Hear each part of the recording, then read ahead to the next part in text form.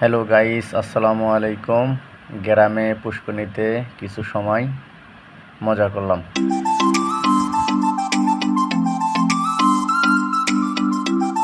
এটা হলো গ্রামের মিনি নৌকা।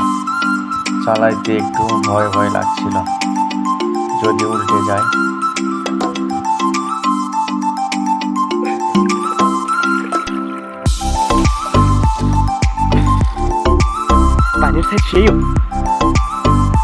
সবাই দেখতে থাকুন। অনেক এনজয় করলাম গ্রামের বাড়িতে, অনেক ভালো লাগছে।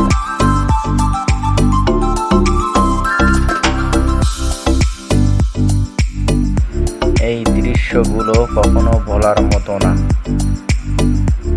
তাই বাড়িতে গেলে আর ঢাকায় আসতে ইচ্ছে করে না।